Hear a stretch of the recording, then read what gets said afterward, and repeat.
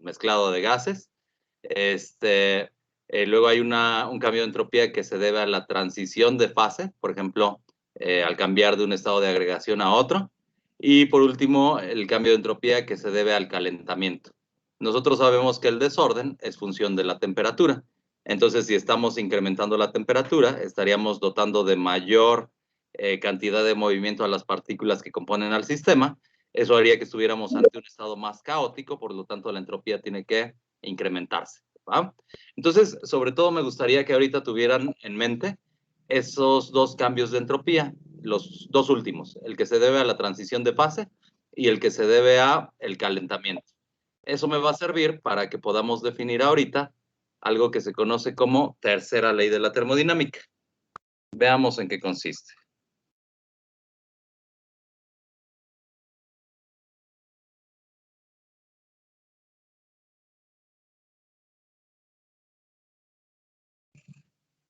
Bueno, vamos a suponer que estamos ante un estado de temperatura absoluta de 0, o sea, a 0 Kelvin de temperatura.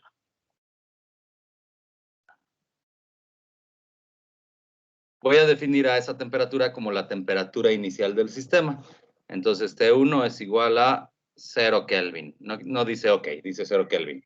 Y calentamos hasta cierta temperatura, la temperatura final del sistema o temperatura 2.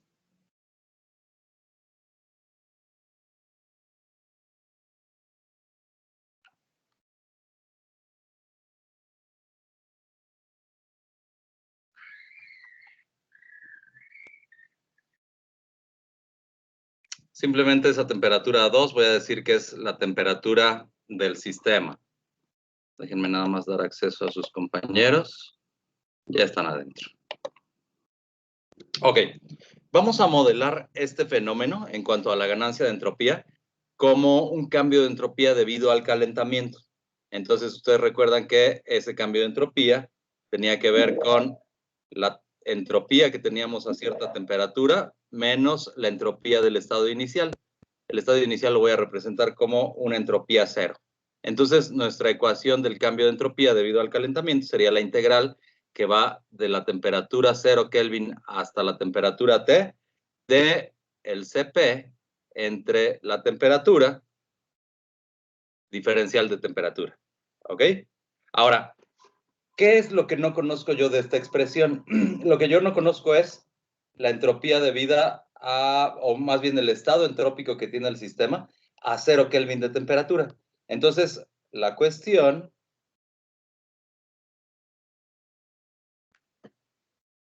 es saber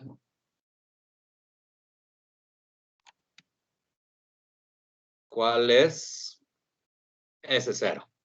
Ahora, ustedes recordarán que al inicio de esta segunda unidad empezamos analizando la ecuación de Boltzmann que me definía la probabilidad de ocurrencia de un estado. De hecho, habíamos definido a la entropía en términos de la probabilidad. Entonces, ese valor de probabilidad decíamos que era la cantidad W. Déjenme ponerles aquí ese enunciado. De acuerdo a la ecuación de Boltzmann,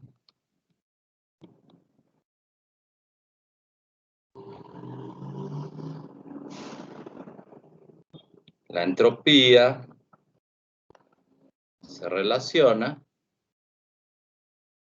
con la probabilidad de ocurrencia de un estado.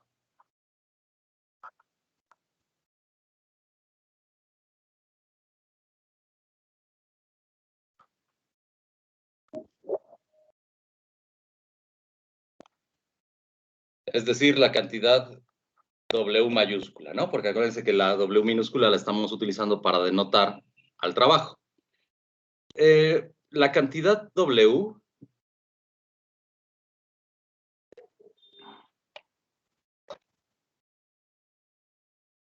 también se puede definir en términos de la cantidad de microestados de un estado macroscópico.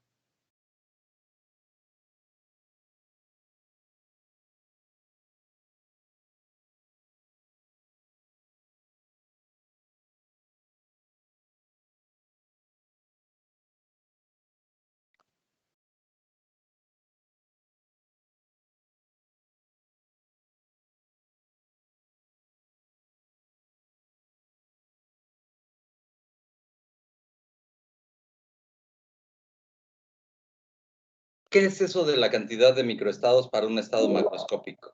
Son el número de estados posibles que puede tener un sistema. Simplemente en un acomodo, por ejemplo, de un sólido cristalino, un acomodo de las moléculas, yo podría tener que las moléculas se encuentran ocupando ciertos puntos de red. Pero ustedes saben que hay defectos en las estructuras cristalinas, defectos tales como las vacancias, dislocaciones, etcétera. Eso haría que las moléculas se encuentren en posiciones diferentes o incluso que los puntos de red se encuentren ausentes, o sea, no tengan ocupación por parte de las moléculas que forman al sólido cristalino. Es decir, podría tener diferentes estados para un sólido cristalino. El sólido cristalino es el estado macroscópico, los microestados son los defectos que puede tener la estructura. Pero, ¿qué pasa con el desorden conforme se incrementa la temperatura? Ya habíamos visto que se incrementa también el desorden. O sea que si pensáramos en sentido contrario, si nos fuéramos hacia un valor cada vez mínimo para la temperatura, o cada vez más pequeño para la temperatura, yo vería que el desorden tiende a reducirse. ¿Qué pasaría en un estado de 0 Kelvin para un sólido cristalino perfecto? ¿Cuál sería la cantidad de desorden asociado al sistema?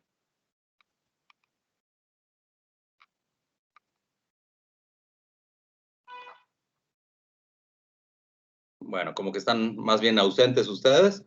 La entropía tendría que ser de 0, pero la condición es que el sólido cristalino sea perfecto. No puede tener ninguno de esos defectos que les mencionaba hace un ratito, defectos puntuales como las vacancias, defectos lineales como las dislocaciones, nada de eso. Tiene que ser un sólido en el que todos los puntos de red están ocupados de forma regular por las moléculas que componen al sistema. Entonces, en ese sólido cristalino a una temperatura de 0, yo tendría un estado de nada de entropía. ¿Por qué? En un sólido cristalino perfecto, el valor de W, de la cantidad de microestados, solo puede ser de 1. O sea, solo puede haber un microestado para el estado macroscópico. ¿A qué se debe? A que solo hay un arreglo posible.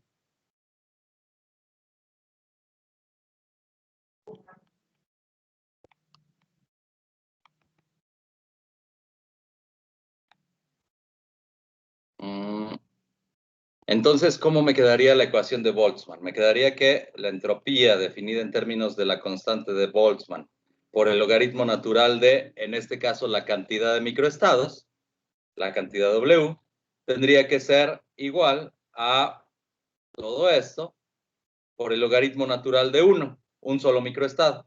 Y eso es igual a 0. Ajá.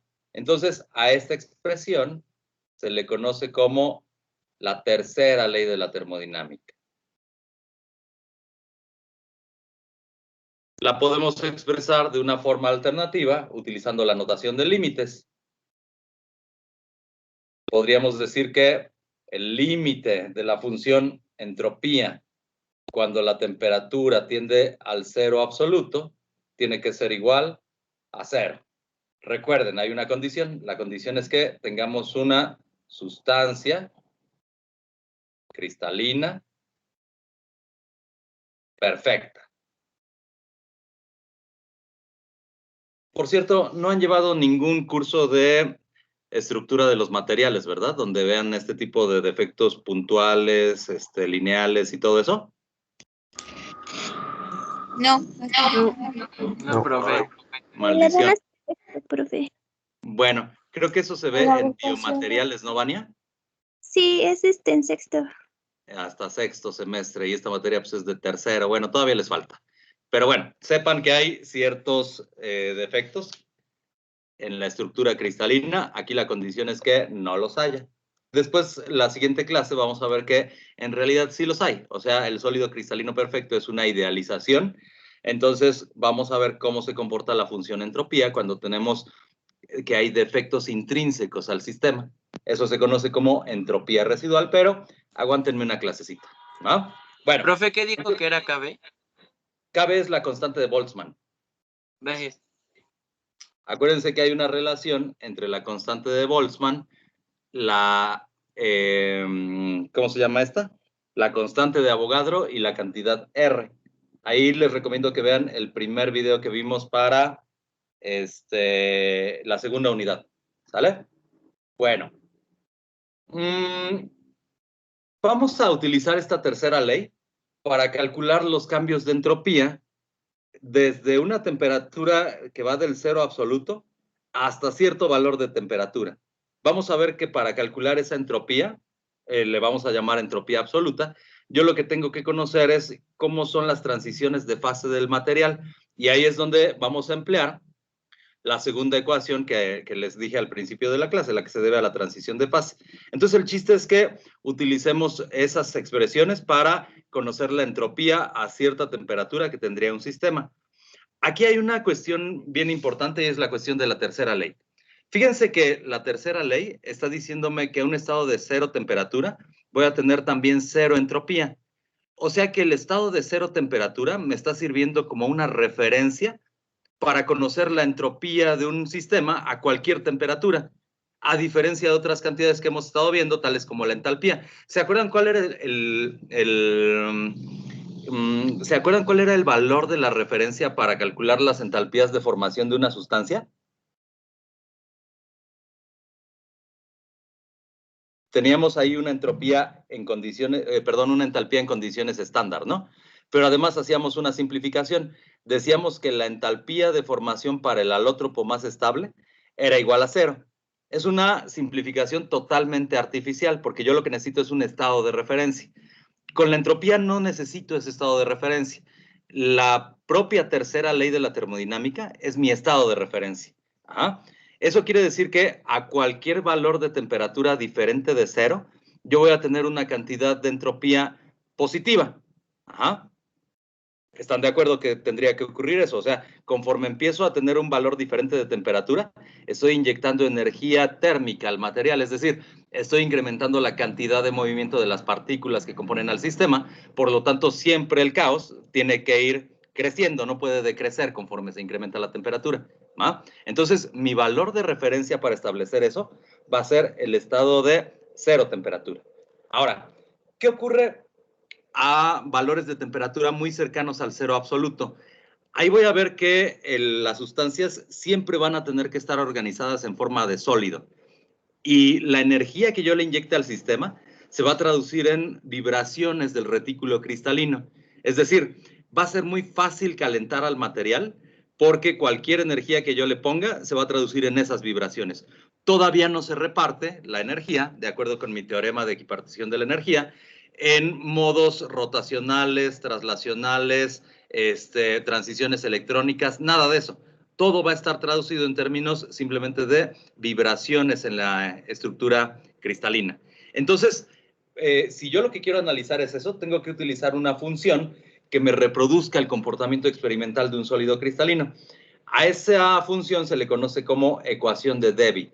Entonces, voy a poner el tema que sería entropía absoluta. Y voy a decir esto. Para sustancias a temperaturas muy bajas,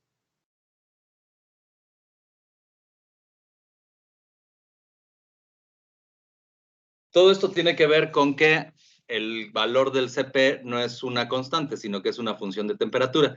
¿Se acuerdan que habíamos dicho que conforme calentamos un material se vuelve cada vez más difícil seguirlo calentando? Porque la energía se va a repartir en los diferentes modos energéticos que tenga. Entonces, dado que a bajas temperaturas solo tenemos el modo de vibración en la estructura cristalina, tendríamos que la ecuación de Debye es la que reproduce este comportamiento. Pero ahora, ¿qué es una temperatura muy baja? Bueno, por definición ingenieril, es aquella que es inferior a los 15 Kelvin de temperatura. Ajá. Puede emplearse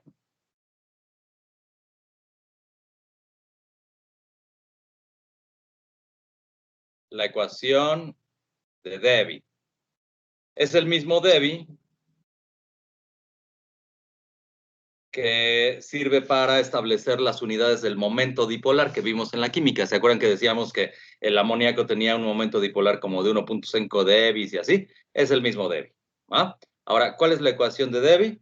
Es esta. Me define al Cp en términos de una constante que depende del material, no es la constante A de la ecuación de Van der Waals, es una constante diferente, y el cubo de la temperatura.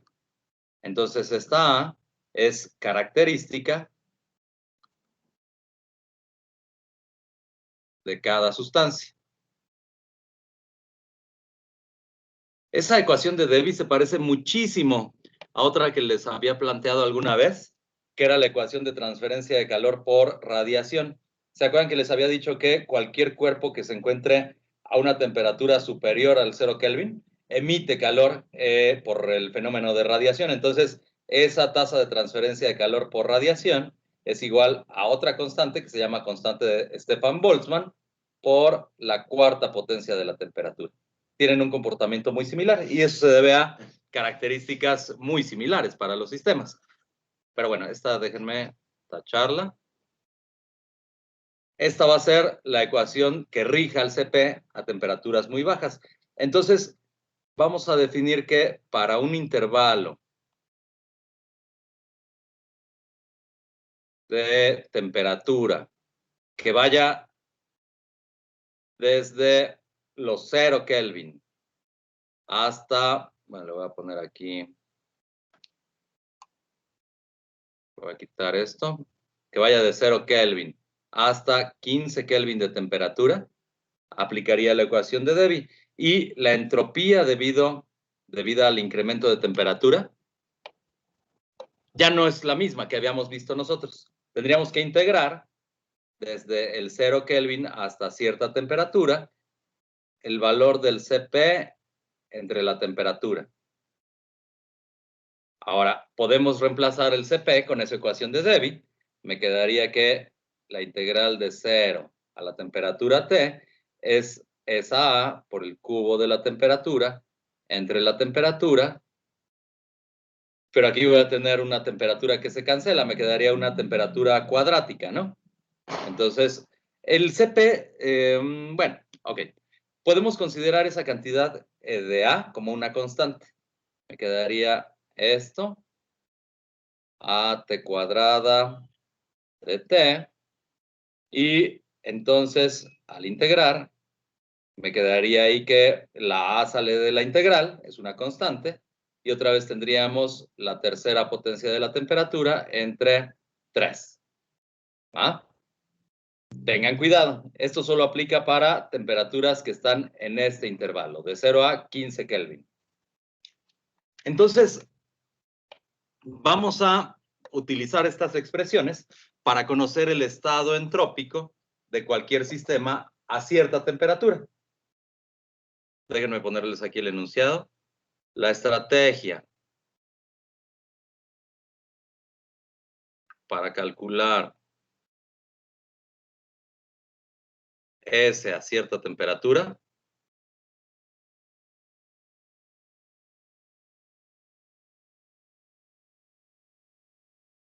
aquí hay una condición. Siempre que no haya entropía residual. Les decía, todavía no se las defino, pero ahorita lo voy a poner así. Siempre que la entropía de la temperatura 0 Kelvin sea igual a 0. Es decir, la entropía absoluta.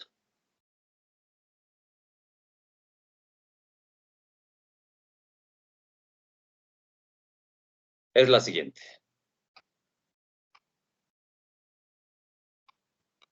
Voy a utilizar como ejemplo al cloruro de hidrógeno.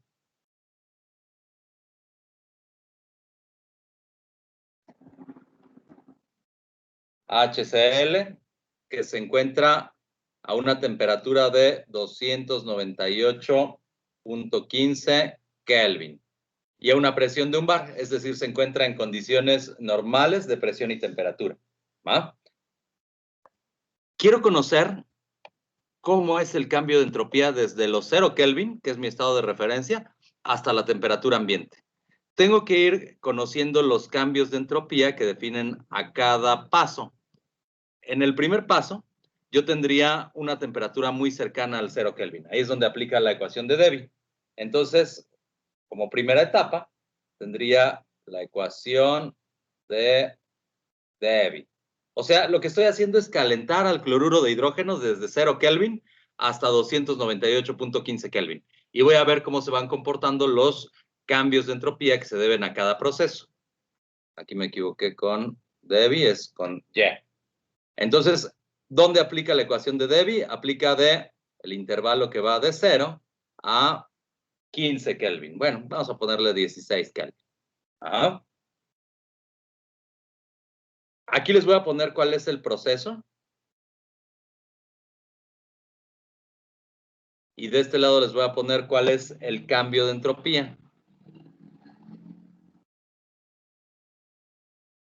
Esto recuerden que tiene unidades de Joule por Kelvin, pero ahorita voy a estar poniéndolo en unidades de Joule por Kelvin por cada mol. Vamos a hacer el cálculo para un mol de cloruro de hidrógeno. Entonces, si ustedes hacen ese cálculo, utilizando la ecuación de Debye, no les he dicho cuál es la A para el cloruro de hidrógeno, de hecho tampoco lo sé, pero aquí yo tengo reportado un valor de 1.3 joules por Kelvin por cada mol de cloruro de hidrógeno. ¿Ah? Ahí ya capoteé el intervalo que va de 0 a 16 Kelvin. ¿Qué seguiría? Pasado ese intervalo, ya la sustancia se comporta como cualquier sustancia. Entonces, ya nada más el cambio de entropía se va a deber al calentamiento. Para un intervalo pequeñito de un calentamiento, yo puedo decir que el Cp es una cantidad constante. Entonces, puedo utilizar la expresión, la integral de T1 hasta T2 de el Cp entre T para cierto estado de agregación. Lo voy a llamar el sólido 1 romano. ¿En qué intervalo de temperaturas? Esto va de los 16 Kelvin, en los que me quedé con la ecuación de Debye, hasta una temperatura que es de 98.36 Kelvin. Esta temperatura es la transición de fase de dos sólidos cristalinos. O sea, va a cambiar el empaquetamiento cristalino que tiene el cloruro de hidrógeno. Va a cambiar uno por otro, pero va a seguir en el estado sólido. No deja de ser una transición de fase. Ese tipo de arreglos los conocemos muy a menudo en la vida cotidiana. ¿Alguien sabe cómo o en qué consiste el proceso del temple para el acero o para el hierro? Es cuando calientan el acero y ya después lo enfrían. Así es, pero se tiene que enfriar de una forma muy súbita, ¿no? ¿Y por qué? Con aceitito, ¿no? Hay veces que es con aceite, hay veces que es con agua, hay veces que es con salmuera. Eso depende mucho de cuál quieres que sea la dureza que tenga el material al final. Recuerden que siempre hay un compromiso entre dureza y flexibilidad que tenga el material. Entre más duro, va a ser menos flexible. Entonces, si lo que quieren es hacer, por ejemplo, una herramienta de corte, un buril, conviene que el material sea muy duro, ¿no? Pero si el buril lo tiran al piso, se va a fragmentar, se va a fracturar, debido a que, por ser muy duro, también es muy frágil, ¿no? Lo mismo que le pasa al vidrio. Entonces, si enfriamos de una manera menos drástica, como dices, con el aceite o algo así, vamos a tener la dureza adecuada, pero además vamos a tener cierta flexibilidad en el material, ¿no? Si quieren hacer una espada para andar descabezando zombies y eso, no conviene que el enfriamiento sea muy súbito, pero ¿cuál es el fenómeno físico detrás del temple? El hierro tiene una transformación alotrópica. A temperatura ambiente es una estructura cúbica centrada en las caras. Y a una temperatura que se llama temperatura de Curie, va a cambiar su arreglo cristalino a una estructura cúbica centrada en el cuerpo. De hecho, a temperatura ambiente el hierro es un material paramagnético. De hecho, es tan paramagnético que es ferromagnético, ¿no? Pero a la temperatura de Curie se pierden las propiedades magnéticas. Por eso es que el herrero, cuando va a templar, tiene ahí la barra de hierro que le está calentando en la mufla. Y en el momento, tiene ahí al lado del yunque un imancito, todo el tiempo está sacando y metiendo la barra de hierro para pegarla con el imán. En el momento en el que deja de pegarse con el imán, quiere decir que ya se llevó a cabo la transformación alotrópica. Hay herreros que lo hacen así, hay otros que lo hacen por el color que tiene el hierro. O sea, acuérdense del color que empieza de rojo vivo, luego sigue anaranjado, amarillo, hasta que llegamos al blanco, ¿no? En el blanco ya ocurre la descarboxilación del material, entonces el acero se descompone. Pero mientras no lleguemos a eso, muchos herreros se basan nada más en que la pieza tenga un color así como entre el rojo y el anaranjado para identificar en qué momento llegaron a la temperatura de Curie. Pero bueno, lo importante de esto es que seguimos ante el estado sólido del hierro, pero estamos cambiando su arreglo cristalino. Lo mismo está ocurriendo aquí con el cloruro de hidrógeno, o sea, el sólido 1 es el que es estable a cierta temperatura, a temperatura muy baja, y rebasada la barrera de temperatura de 98.36 Kelvin, vamos a tener una transformación polimórfica. En este caso es polimórfica porque estamos hablando de un compuesto. O sea, un diferente arreglo cristalino para cualquier temperatura superior a esa. ¿Sale? Ahora, esto simplemente lo modelamos como el calentamiento. Si hacemos los cálculos, veríamos que el cambio de entropía asociado a ese calentamiento es de 29.5 joules por Kelvin mol. ¿Qué seguiría? Cuando alcanzamos la temperatura para la transformación polimórfica, lo que vamos a ver es que tenemos que modelar al cambio de entropía como uno asociado a la transición de fase. Es decir, hay una transición del sólido 1 al sólido 2, una transición de fase, a la temperatura de transición de fase. Todas las transiciones de fase, recuerden, ocurren a temperatura constante. Entonces, esa transición de fase ocurre a 98.36 Kelvin. ¿Quién es la expresión que me define eso? Bueno, vamos a pasar del sólido 1 al sólido 2. Y tendríamos que utilizar la expresión del calor entre la temperatura. Esto es lo que define a la entropía, ¿no? Pero acuérdense que estamos ante un proceso a presión constante. Entonces el calor es el cambio de entalpía que se refiere a la transición de fase, ¿no? Ese cambio de entalpía, bueno, más bien ese cociente, tiene un valor de 1190 joules por mol. Es nada más el cambio de entalpía entre la temperatura a la cual ocurre la transición de fase. Aquí hay un errorcito.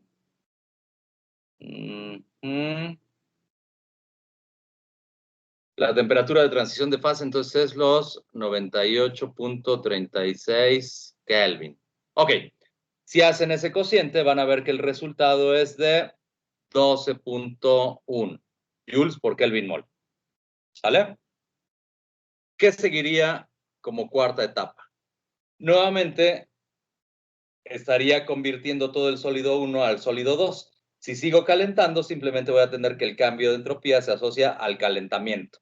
Entonces, aplica la expresión, la integral que va desde T1 hasta T2 de Cp entre T dt.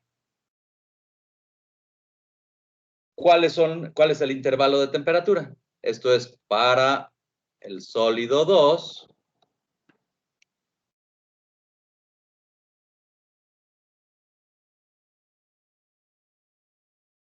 de una temperatura de 98.36 Kelvin a la siguiente temperatura de transición de fase, que serían 158.91 Kelvin. ¿Ok? Hacen ustedes ese desarrollo, les daría 21.1. Llegamos nuevamente a una transición de fase. Esta vez ya no vamos a tener una transformación polimórfica, sino que vamos a tener la fusión del sólido 2. Entonces, el proceso es la fusión para pasar a la fase líquida. La entalpía de fusión es de 1992.2 joules por mol entre la temperatura a la cual ocurre la fusión, que es de 158.91 Kelvin. Esto sería igual a 12.6. ¿Ok? Una vez que tenemos el líquido, al meter energía, simplemente se traduce en un incremento de la temperatura. Entonces, nuevamente tendríamos el cambio de entropía debido al calentamiento. Es la integral que va de T1 a T2 de Cp entre T de T para el líquido.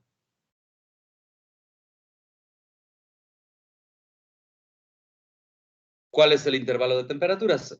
Que va de 158.91 Kelvin, o sea, la temperatura de fusión, hasta la temperatura de vaporización, que sería de 188.07 Kelvin. Eso nos da por resultado un incremento de temperatura, de entropía, perdón, de 9.9 joules por Kelvin. Lo siguiente sería una nueva transición de fase, la vaporización. O sea, tendríamos vaporización. ¿Cuál es la diferencia entre vaporización y evaporación, chicos?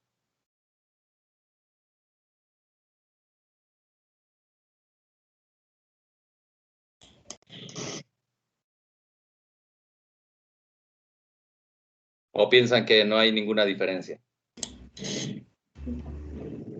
Profe, pero podría ser de que la evaporación es el cambio de sabor y la vaporización es como que a una sustancia se le va a quitar algo.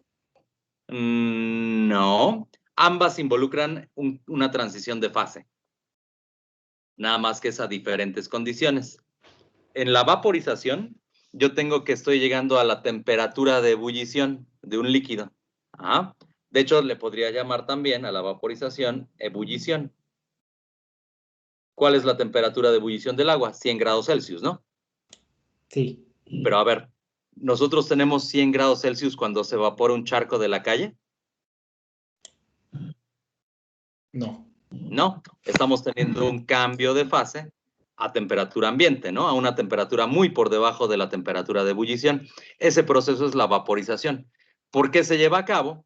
Porque la presión es lo suficientemente baja como para permitir que las moléculas de líquido escapen del sistema. ¿Ah? Entonces, en ambas tengo una transición de fase, pero en la vaporización tengo que la temperatura es la temperatura de transición de fase. En la evaporación no. ¿Sale? Profesor, Dígame. entonces a menor presión es mayor probable que las partículas de agua se muevan. Claro, porque acuérdate que la presión se puede entender como la capa de moléculas que están por encima de un líquido, se están oponiendo a que las moléculas del líquido pasen a la fase gaseosa, ¿no? Es una fuerza Sí. que está sobre ellas. Entonces, si nosotros disminuimos esa fuerza, vamos a favorecer que las moléculas escapen. Por eso es que si te vas al popo o a lista, el agua ebulle a una temperatura muchísimo más baja. De hecho, aquí en la ciudad, el agua ebulle a una temperatura como de 92 grados Celsius, debido a que la presión es muchísimo menor que la presión a nivel del mar. ¿Ah? Y lo contrario pasaría si incrementamos la presión. Por ejemplo, en el mal muerto, hablé como reggaetonero. En el mar muerto, que se encuentra por debajo del nivel del mar, nosotros esperaríamos que el agua pasara al estado gaseoso a una temperatura ligeramente superior a los 100 grados Celsius. ¿Sale? Bueno, eso es la etapa 7 de nuestro proceso. Y por último, ya tenemos HCl en estado gaseoso. Ya nada más hace falta llegar desde la temperatura de ebullición hasta la temperatura ambiente, hasta nuestros 25 grados Celsius. Nuevamente el proceso sería el calentamiento de la muestra de T1 a T2. Aplica que el Cp sea una cantidad constante porque el intervalo de temperaturas es pequeñito. La función es esta. Entonces, este es el calentamiento para el gas, que va de la temperatura de ebullición, o sea, desde 188.07 Kelvin hasta la temperatura ambiente, 298.15 Kelvin. Ajá. Y entonces, al calcular esto, tendríamos un valor de 13.5 joules por Kelvin mol.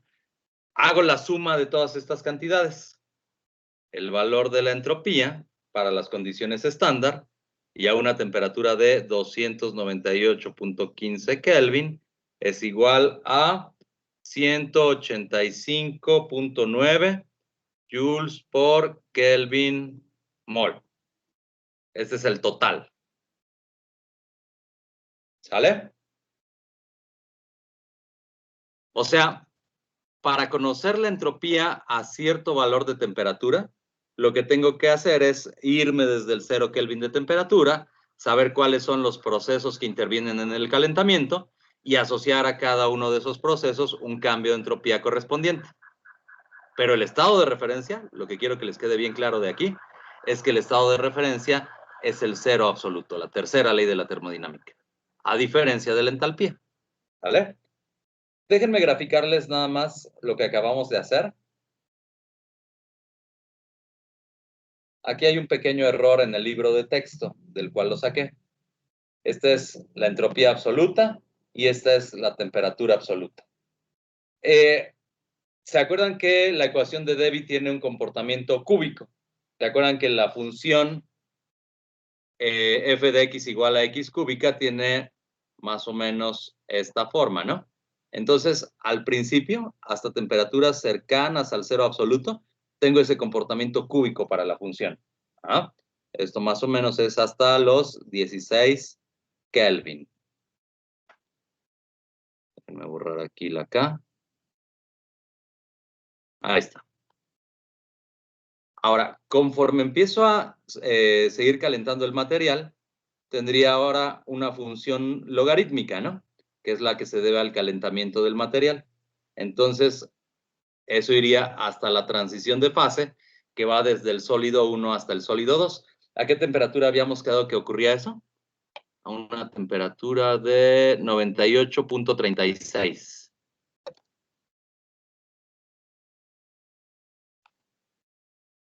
Recuerden, las transiciones de fase ocurren a temperatura constante.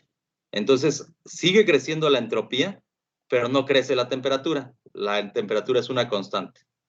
Ahí pasaría entonces al sólido cristalino 2. Sigo calentando al material hasta que llego a la temperatura de fusión, que ocurría a... Bueno, simplemente voy a decir que esta es la temperatura de fusión. El cambio de entropía otra vez sería el asociado a una transición de fase. Ocurre a temperatura constante. Sigo calentando hasta que llego a la temperatura de ebullición. Entonces, aquí tendría dB. Nuevamente tengo un cambio de entropía relacionado con la transición de fase. Y así hasta que llego a mis 298 Kelvin de temperatura. Punto 15, para que se vea chido. ¿Ah? Eso es lo único que hice. Estoy modelando la entropía absoluta mediante las contribuciones entrópicas de cada proceso. ¿Sale? Ahora, este tema está sencillo. Vamos a ver cómo podemos calcular la entropía para una reacción.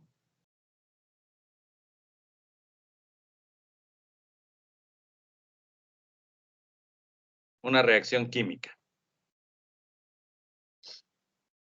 Esto me va a ser muy útil para que pueda predecir la espontaneidad de una reacción en términos de una ecuación que todavía no vemos, la ecuación de la energía libre.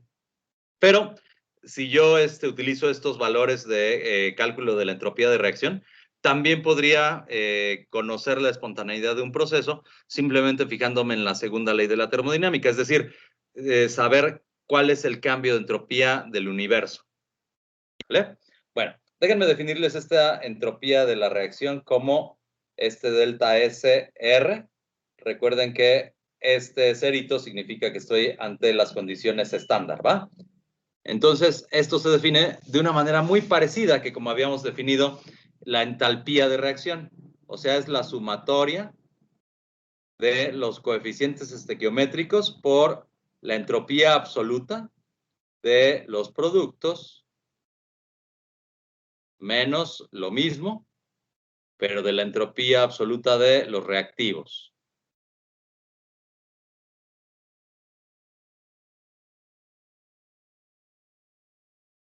O sea, lo que yo necesitaría sería conocer, vamos a suponer que mediante esta metodología que hicimos arriba, lo que yo necesitaría sería conocer la entropía absoluta de una sustancia a cierta temperatura. Ahorita voy a definir a la temperatura como la temperatura ambiente, ¿no? Entonces, si yo conozco esas entropías absolutas para los reactivos y los productos de una reacción, yo podría saber a priori cuál tendría que ser el cambio de entropía de esa reacción. Si es positivo o negativo, eso lo puedo utilizar para calcular el cambio de entropía del universo y entonces, por la segunda ley de la termodinámica, ver si la reacción procede o no procede. ¿Ah? Eso es lo que hace cualquier ingeniero químico. Analiza primero la termodinámica para ver si la reacción es posible o imposible.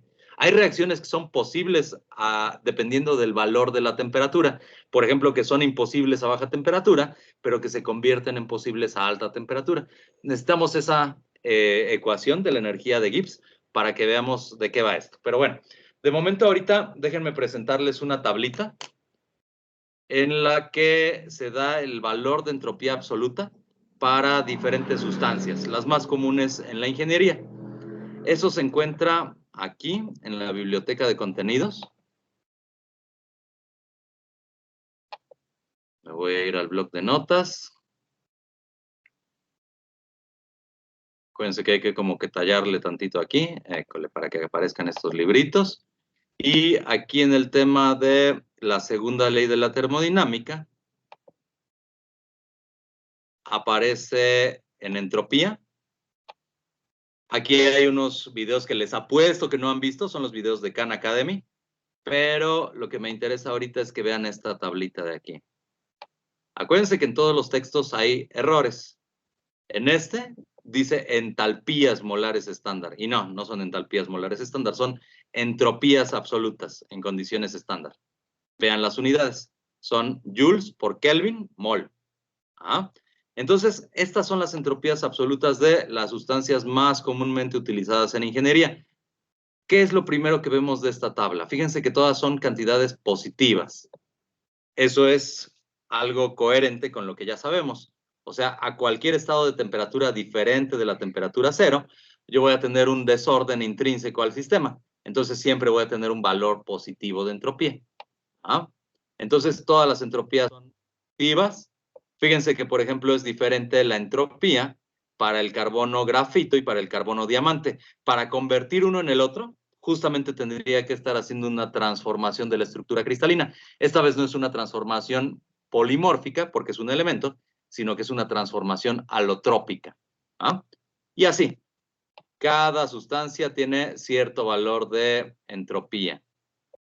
Fíjense, por ejemplo, que las entropías absolutas de las sustancias que se encuentran en estado gaseoso son mucho mayores que los valores de las entropías para sustancias que se encuentran en estado líquido. Por ejemplo, fíjense, aquí está el agua en estado líquido.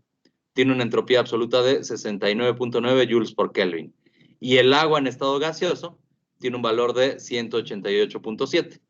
Y así está para diferentes sustancias. De hecho, perdón, incluso podríamos aventurarnos a hacer predicciones acerca de cuál es el grado de ordenamiento de moléculas en virtud de la polaridad que tienen, es decir, de qué tan eficiente es la interacción dipolo-dipolo en ellas. Entre más organizado se encuentre un líquido, menos entropía va a tener, menos entropía absoluta.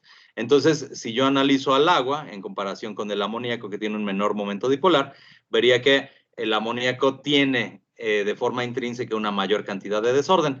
Pero bueno, ya son cosas que son indirectas y son bajo la luz de que yo conozco de cierta manera las propiedades moleculares. Recuerden que nada de esto se estableció sabiendo cuáles eran las propiedades moleculares de un sistema. O sea, todo esto es química del siglo XIX, antes incluso que se demostrara que la materia tenía una naturaleza corpuscular.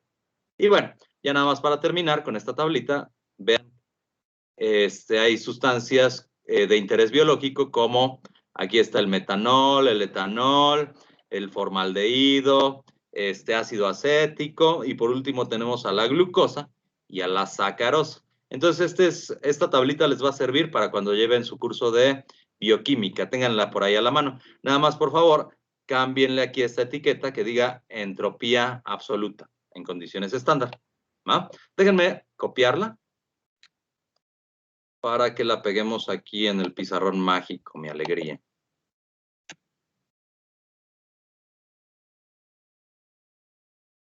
¿Qué madres pasó? Como que la convirtió, ¿verdad? En el tipo de letra diferente. No me hizo un desmadre esta cosa. No, a ver, déjenme ver. De nuevo. Las cosas que detienen al progreso, chicos. A ver, déjenme seleccionarlo desde acá.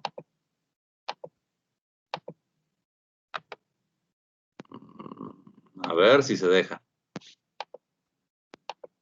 Voy a utilizar mejor la herramienta para pegar aquí. Para que no la vaya a hacer detox. No, fíjense, me sigue haciendo la misma cosa.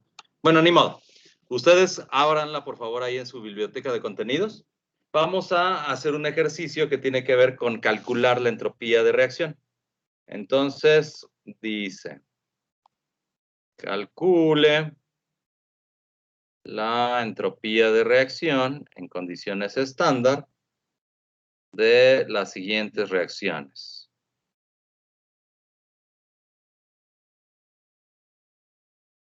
Mi temperatura de referencia, les decía, va a ser la temperatura ambiente, o sea, 298.15 Kelvin.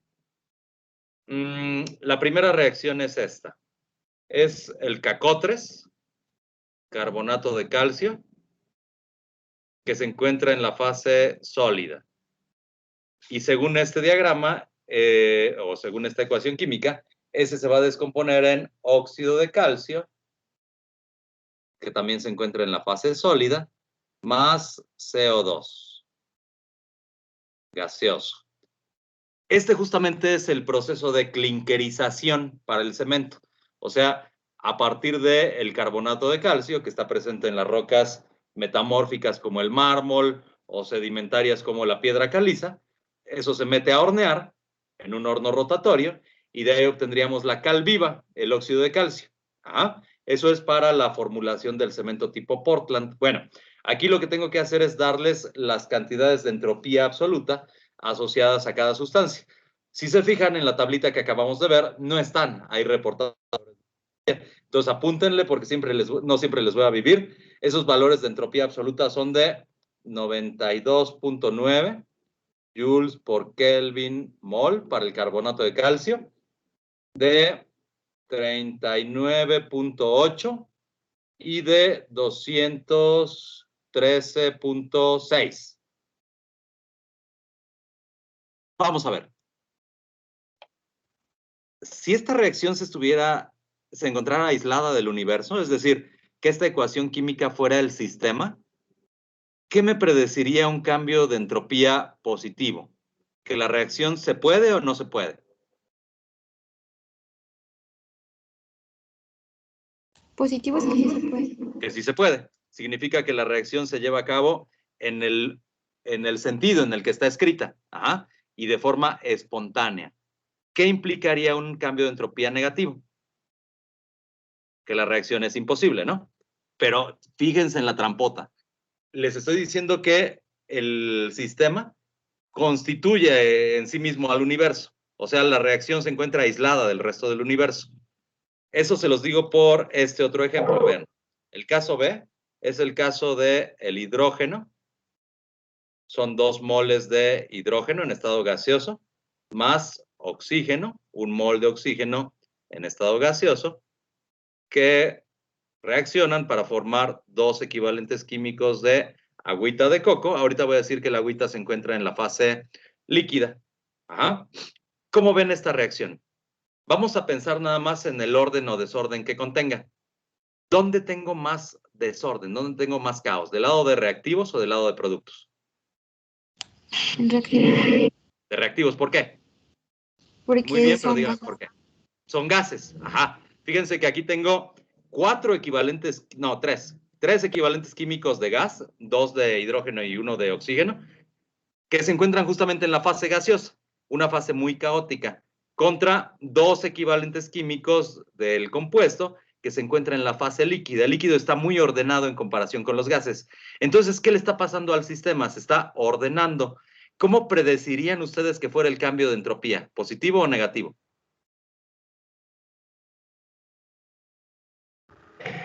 Negativo. Tendría que ser negativo. El sistema se está ordenando. Ajá. Ahora,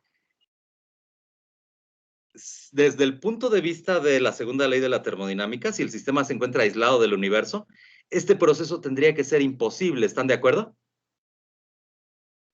Sí.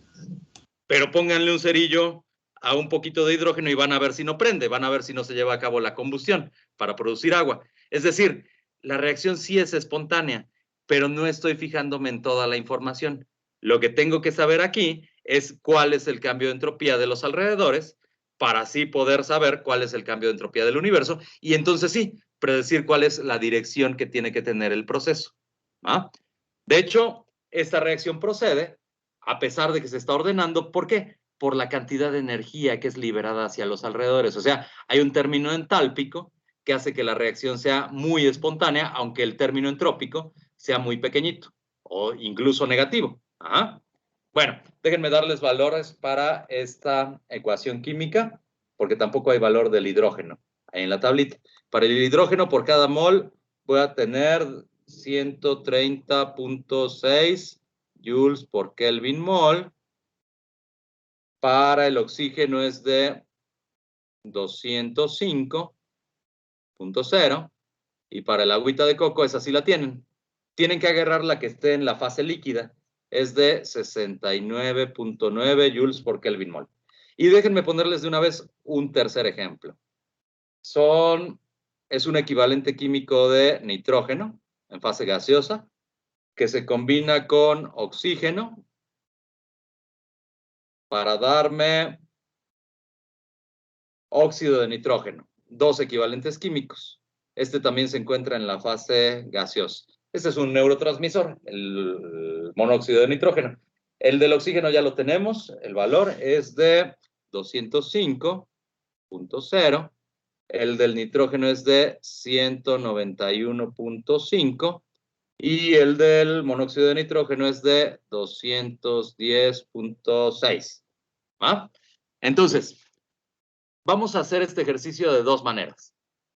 Vamos a ahorita fijarnos sin observar estas cantidades numéricas. Vamos a tratar de predecir si el proceso se lleva o no se lleva a cabo, suponiendo que el sistema se encontrara aislado del resto del universo. ¿Va? Después vamos a calcular ya con los números el cambio de entropía. Vamos a ver si esa predicción se ajusta a la que nosotros estamos calculando de forma intuitiva. Y después vamos a utilizar el calor de reacción para ver si la reacción procede o no de forma espontánea. O sea, vamos a utilizar la segunda ley de la termodinámica. Vamos a empezar por lo primero. Esta reacción, ¿cómo la ven? La primera. Es un sólido que se está descomponiendo en un sólido más un gas. ¿Dónde tengo más desorden? ¿Del lado de reactivos o del lado de productos? De productos. De productos. Entonces, ¿qué anticiparían? ¿Que el proceso es espontáneo o no? Sí.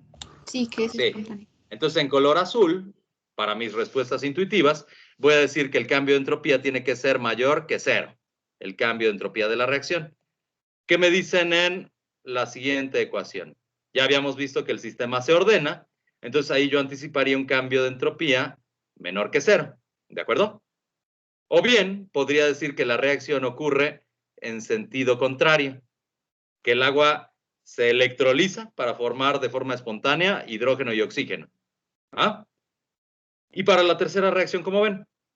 Son dos equivalentes químicos de gas que se están convirtiendo en dos equivalentes químicos de gas. ¿Se ordena o se desordena? Pues es como estar, ¿no? Más que esa palabra. Es como estar en neutro, ¿no? En neutro, pero no es esa la palabra. En termodinámica, ¿qué palabra usamos para un proceso así? Un estado de equilibrio. Recuerden que la segunda ley de la termodinámica predice el cambio de entropía para un estado de equilibrio. O sea, aquí el cambio de entropía tendría que ser cercano a cero. ¿Están de acuerdo? Vamos a ver cómo se comportan las cantidades numéricas. Eso lo voy a poner con mi color verde. Calcúlenme, utilizando esta expresión, por favor, cuál es el cambio de entropía de reacción para el inciso A.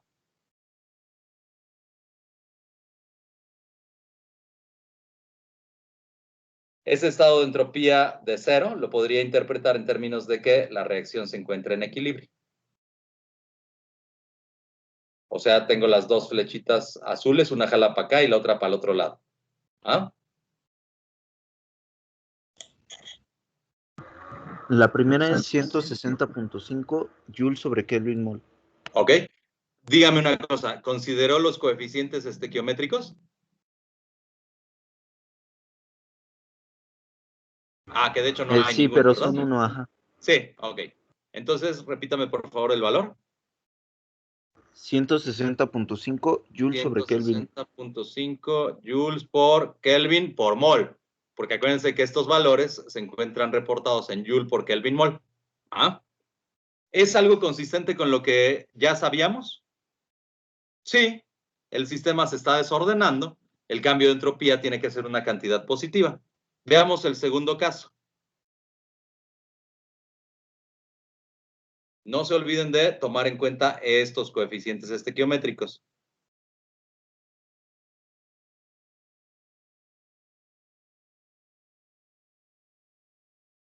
Menos 325.2.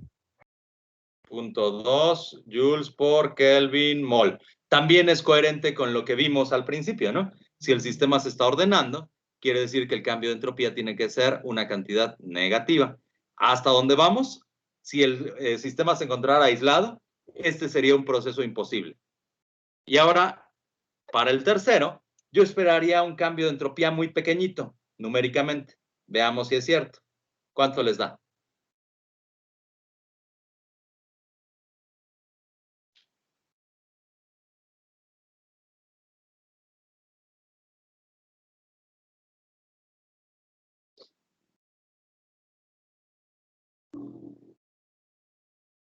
¿24.7? ¿Cuánto, perdón? 24.7. 24.7 joules por Kelvin mol. Pues sí. O sea, comparen este 24 con este 325, 160, es una cantidad pequeñita. ¿Ah? Tendría, entonces, para saber si el proceso ocurre o no, que analizar la segunda ley de la termodinámica, es decir, considerar el cambio de entropía de los alrededores. Vamos a hacerlo mediante otro ejemplo. Antes de eso, ¿les queda alguna duda de este ejercicio, chicos? Déjenme prender toda la luz que ya no veo nada. ¿Ninguna duda? ¿Todo bien? Ok. El ejercicio 2. Dice, calcule el cambio de entropía también de la reacción en el sistema, alrededores y universo. Para la síntesis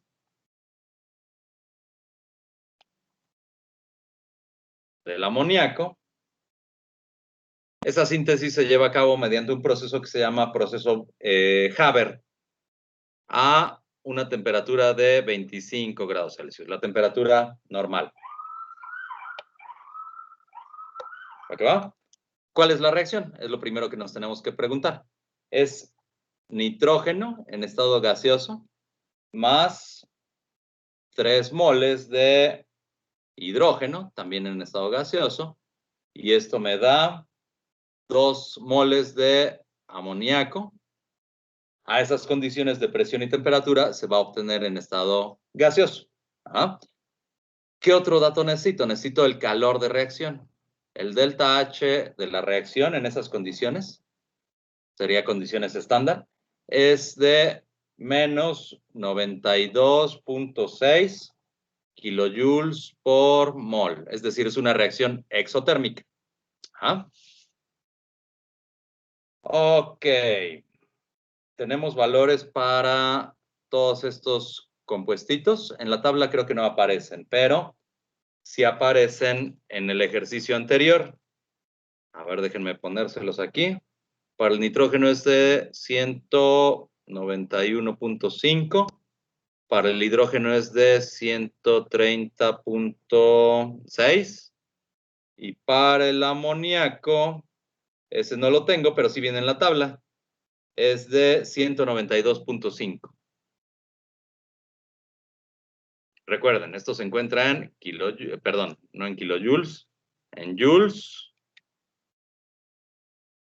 joules por Kelvin mol. Ahí está. ¿Cómo le entramos al problemita? Bueno, lo primero que tenemos que obtener es el cambio de entropía de la reacción. Esto lo podemos hacer con la expresión de la sumatoria de los productos menos los reactivos, ¿no? Obtenemos el delta S en condiciones estándar para la reacción. Díganme cuál tendría que ser, chicos.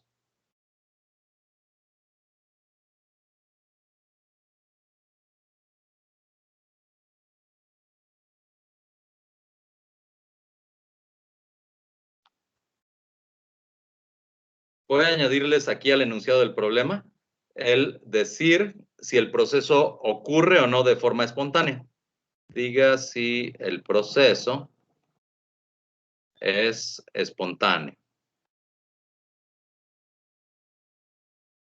A ver, díganme por favor este numerito.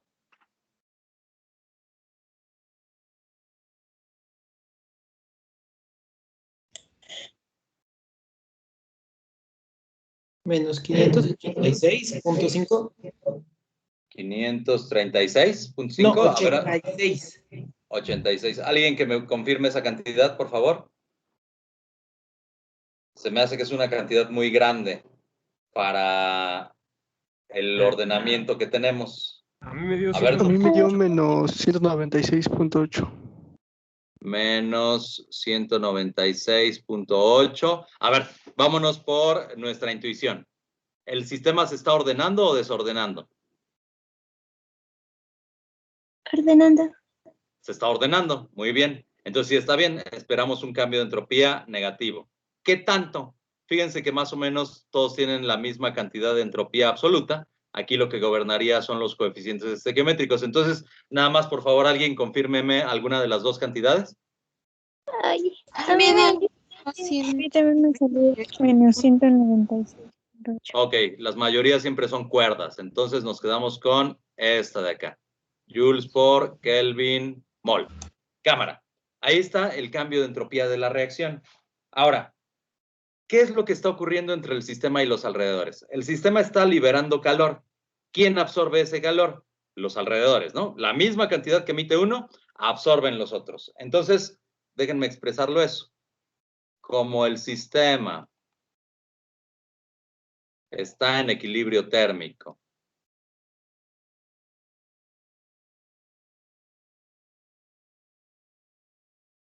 con los alrededores,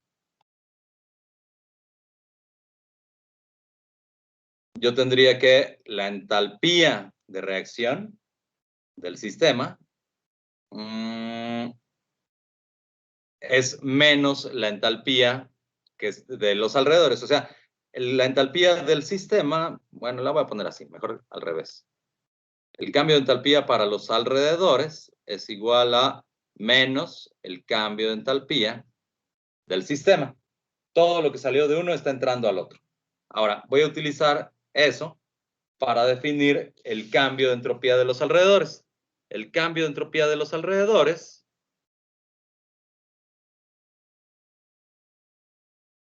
es igual a ese cambio de entalpía de los alrededores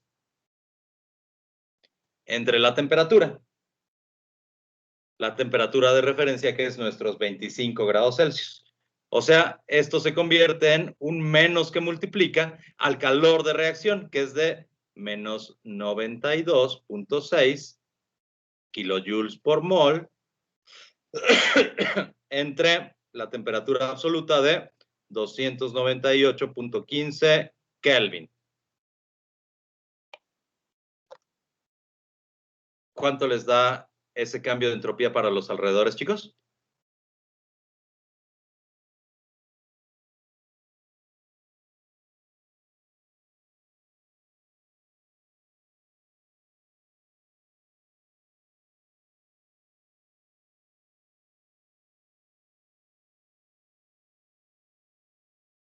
es consistente que nos salga una cantidad positiva para los alrededores, ¿no? O sea, el sistema está perdiendo energía. Entonces, los alrededores, al recibir esa energía, tienen que incrementar su desorden. Perdón, ¿cuánto me ibas a decir? Medio .310 kilojoules sobre mol. Sobre Kelvin mol. 0.310 kilojoules por Kelvin mol. Ahí está. ¿Sí le sale eso, chicos? Sí. O sea, serían 310 joules, ¿no? Sí, da 310.58 joules. Ok. Seguramente les parece divertido el que siempre utilice este punto 15 Kelvin para la temperatura, ¿no? Han de decir, ay, o sea, son como esas personas que cuentan los centavos y tiran los pesos, ¿no?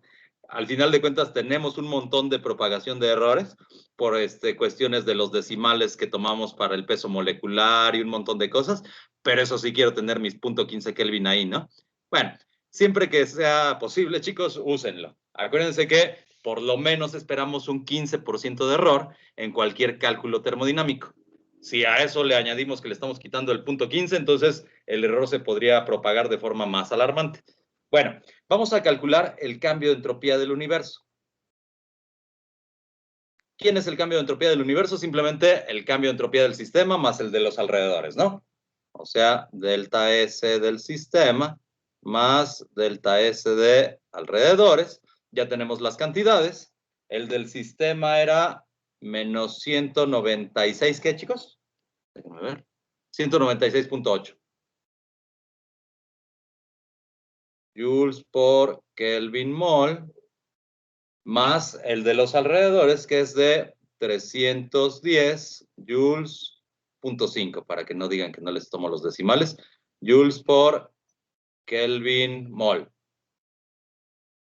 Hasta José Feliciano ve que esta es una cantidad positiva, ¿no? ¿Cuánto es?